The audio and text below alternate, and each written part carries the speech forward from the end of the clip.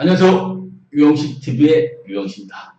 오늘은 더불어민주당 30년 당연집권 프로젝트 제14탄 후분양제의 전면적인 시행입니다. 그러면 오늘 자료 화면부터 먼저 보시겠습니다.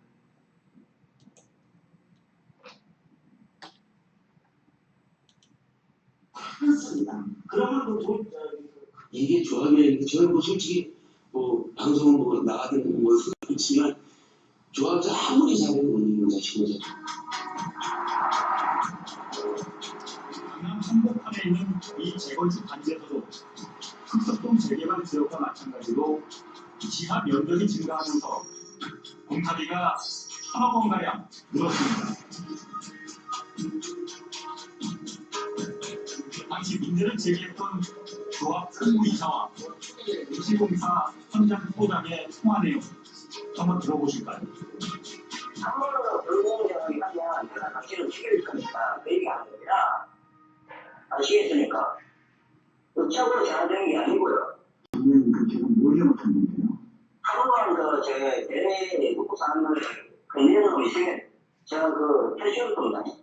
찍었어? 그러나 조합은 오히려 공사비 증가 문제를 제기했던 조합의 총무이사를 해임했습니다. 몇 가지 계획을 봤습니다. 그랬더니 이제 그 부분에서 이제 계약이 원만하게 이루어지지 않으니까 일단은 조합의 몇몇 분들이랑 이렇게 해서 제가 이제 해임을 받게 된 거죠. 사업계획 지연되면 지어서 이주비에 대한 지연이사가 있죠. 그러니까 금융비용이 발생하기 때문에 공사를 빨리 끝내기 원하는 거고요. 빨리 끝내서 이루기 때문에 그렇게 이제 자금이나 이런 다툼하려고 하죠. 대부분 조합들이 2주가 완료되고 나면 그다음부터는 조합 사업의 근본은 불가능한 것입니다. 네, 그렇습니다. 이 방송 프로그램은 바로 이제 지지난주에 KBS 시사기획 창에서 방송했던 땅은 정의로운가? 그렇습니다, 여러분. 땅은 정의롭습니다. 하지만 땅을 가지고 장난을 치는 인간이 정의롭지 않기 때문에 땅이 욕먹는 것입니다.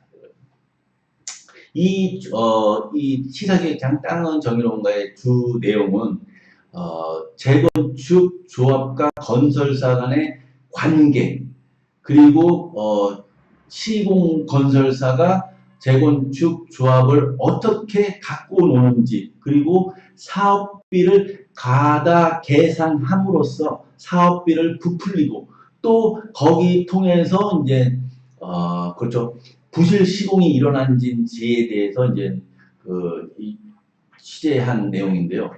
보시다시피 재건축 조합이라는 게 어떤 겁니까? 이제 30년 이상 된 아파트들 단지들이 있지 않습니까? 그러면 그 아파트 단지 소유자들이 재건축 조합을 구성해서 조합원들이 이제 그 땅을 내놓고 사업비를 건설 사업비를 내놓고서 또 이제 일반 분양, 조합 분양과 일반 분양을 받음으로써 이제 새로운 아파트를 재건축하는 것인데, 그러면은 지금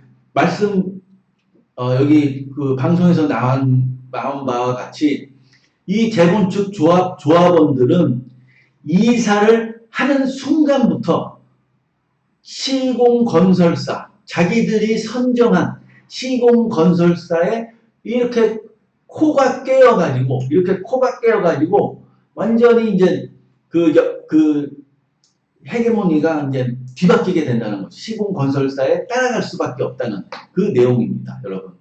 그러니 얼마나 황당한 내용입니까? 그러면 사업비 가다 계산되죠. 또 부실 시공, 그렇죠. 부실 시공이 일어나는 이유가 무엇이냐? 이 선분양 때문입니다. 선분양. 모델 하우스만 보고서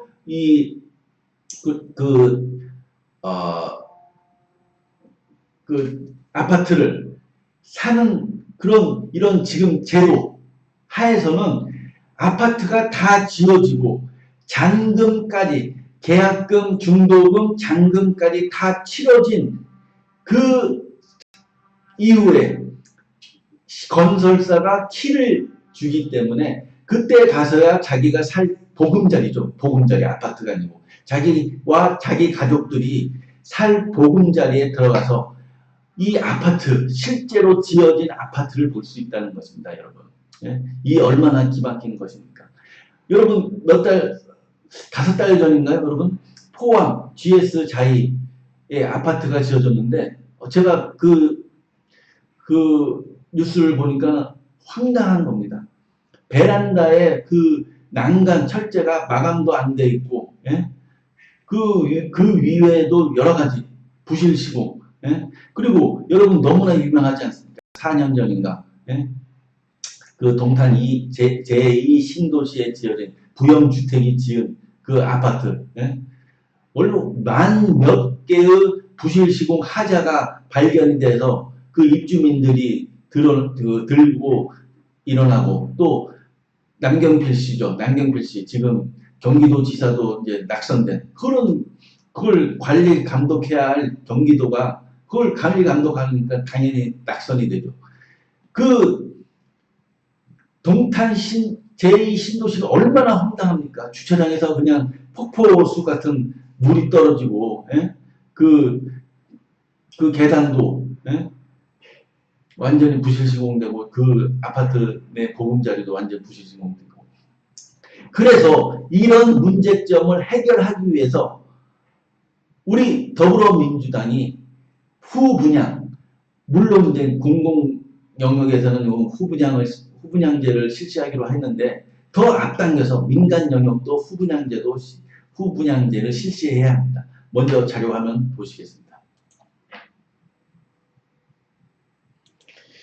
요번에 이제 보실 내용은 얼마 전 12월 초에 경기도지사 이재명 경기도지사님이 이제 공무원들과 함께 어떻게 경기도 내에서만이라도 후분양제를 우선적으로 실시하자는 내용을 라이브로 유튜브로 방송했습니다. 자체를 좀 프레임을 바꿔서 이렇게 접근을 해보면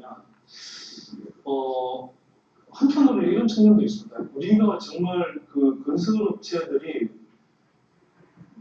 충분히, 그러니까 건설업체들이 너무 과잉되어 있지 않느냐, 이런 생각도 좀 해보시는 거거든요. 뭐냐면 사실 이제 말씀하신 대로 지금 주택 경기가 좋을 때는 웬만한 건설업체도 그냥 집을 짓기만 하면 대부분 장사가 되는 거죠. 그래서 사실 지금 건설업의 그 비중이 그 OECD 국가들 평균에 비해서 약 2배가량 여성의 비중이 높은 상태입니다. 그러니까 전반적으로는 한국의 어떤 발전 단계에 따라서 보면 건설 비중이 상당히 여성이 높고요. 그래서 오히려 정말 중소업체들 가운데도 좀 기획을 새롭게 하고, 또 그래서 소비자들 욕구에 잘 부응하는 그런 개발 계획을 세워서 이 분양을 하면 그 분양 사업의 이제 그 미래 수익성을 그렇습니다, 여러분. 이 후분양제 관련해서 경기도에서 이제 조만간 후분양제를 실시할 모양입니다. 그래서 이제 유튜브에서 이재명 경기도지사님과 이제 선대인 경제연구소 소장, 그리고 이제 공무원들이 회의를 하는 내용인데, 저는 후분양제를 더불어민주당이 하루속히 실시하고 요번에 2020년 4월에 있을 총선 공약으로 내걸어야 하는 이유를 저는 지금부터 말씀드리겠습니다. 여러분, 아까 시사기획창에서 보여드렸듯이 재건축 조합에서 이루어지는 이런 사업비 과다 계산, 부실 시공, 이런 문제 해결할 수 있습니다, 여러분. 어떻게? 후분양제를 실시함으로써. 후분양제는 말 그대로, 여러분, 지금은 이제 모델하우스에 가서 모델하우스에 지어진 그 아파트 사양을 보고서 그 아파트를 계약을 하고 중도금을 내고 잔금을 치르고, 잔금을 다 치르고 준공된 아파트에 키를 받는다고 하면은, 후분양제는 건설사가 다 지은 아파트를 보고서 계약을 하는 것입니다. 그 아파트를 살지 안 살지를 소비자가 결정을 하는 것입니다. 다 지어진 아파트를 보고서.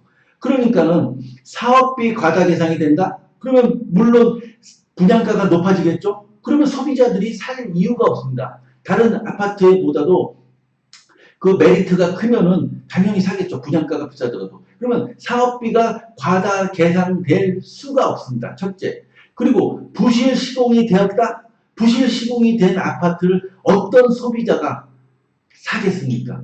여러분. 예? 그 TV에 문제가 있다? 냉장고에 문제가 있다? 어떤 소비자가 그 TV와 냉장고를 사겠습니까? 여러분. 예?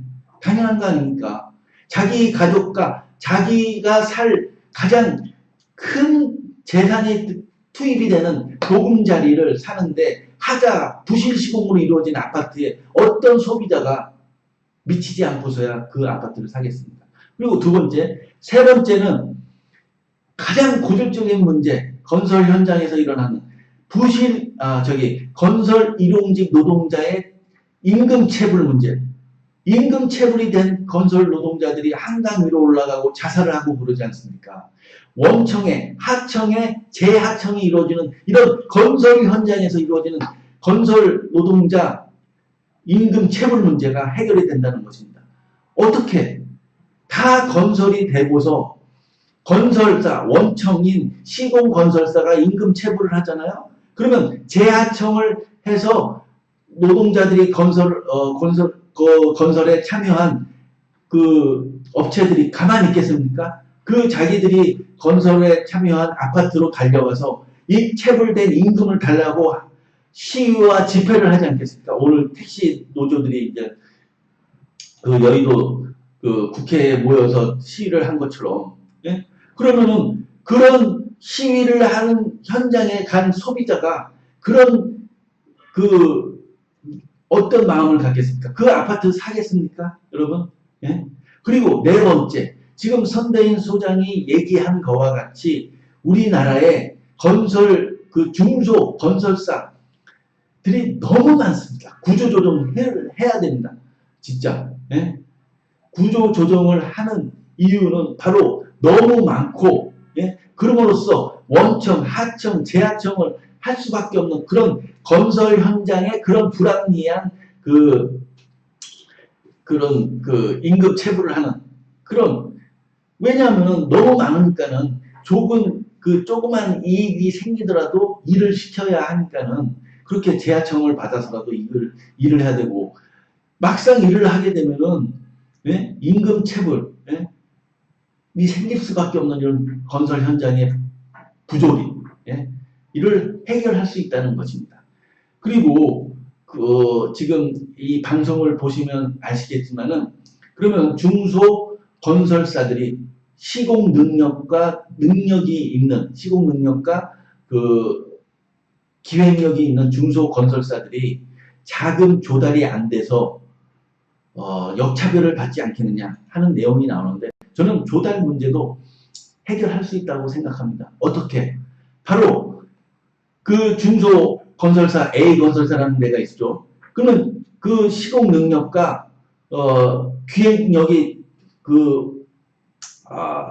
우수합니다. 그러면 그런 건설사는 그 구성원들, 그렇죠. 인테리어도 레미콘 회사, 그리고 설계, 건축 회사, 그리고 그 안에 무슨 많은 그 구성이 필요하지 않습니까? 미장하는 사람들, 그런 사람들 컨소시엄을 이루어서 소비자라는 것은 이제 자금 조달 시장에서의 소비자들, P2P라든지 그런 것들도 있고, 또 이제 은행을 직접적으로 상대하는 그런 자금 조달, 아니면 보증기금, 그런 클라우드 펀딩도 있고, 직접 소개를 하는 겁니다. 자기가 어떤 시공 능력과 시공 기획력을 갖고서 어떤 1000세대의 아파트를 지을 수 있고, 거기에 참여하는 구성원들, 즉 미장 조합, 인테리어 조합, 벽지 조합, 건축 사무소, 건설, 그 평면 구조 내용들, 다 그런 것들을 공개함으로써 이런 아파트를 얼마에 내놓겠다는 것을 시장에 내놓음으로써 자금을 조달할 수 있다는 것입니다. 우리나라 대한민국에 지금 떠도는 부동자금 규모가 1000조 원입니다. 1000조 원. 예? 그 1000조 원에서 만약에 분양만 잘 되면은 시중은행 금리 뭐 몇 퍼센트 포인트를 더 받을 수 있다고 하면 투자할 사람들 많습니다. 자금 조달 문제 되지 않습니다. 그렇게 후분양제가 많은 메리트를 갖고 있음에도 그 건설 토목 쪽에 그 선분양제, 예? 선분양제를 하면은 소비자들도 그리고 그 이익을 보는 사람은 그 맨 피라미드 먹이사슬 피라미드의 맨 꼭대기에 있는 그 재벌 건설 쪽밖에 없습니다. 그 사람 걔네들만 이제 배부르게 해주는 겁니다. 선분양제가. 물론 90년대 초반까지는 자본력이 약했기 때문에 건설사들이 예? 건설사들이 자본력이 약하고 또 많은 그 주택을 단기간에 공급해야 하기 때문에 그런 선분양제가 유효했지만은 2018년부터 2020년부터는 그게 필요하지 않다는 것입니다. 선분양제가. 왜? 삶의 질 그리고 많은 사회적 문제를 야기하는 선분양제는 이제 더불어민주당이 앞장서서 하루속히 빨리 더불어민주당 30년 당연집권 프로젝트 제14탄으로서 요번 2020년 4월 총선 공약으로서 내걸음으로써 우리가 이제 그렇죠. 우리가 빨리 후분양제를 시행함으로써 소비자들이 시장을 주도하는 건설 시장을 주도하는 그런 환경이 빨리 조성되기를 바랍니다. 오늘 방송 이것으로 마치겠습니다. 감사합니다.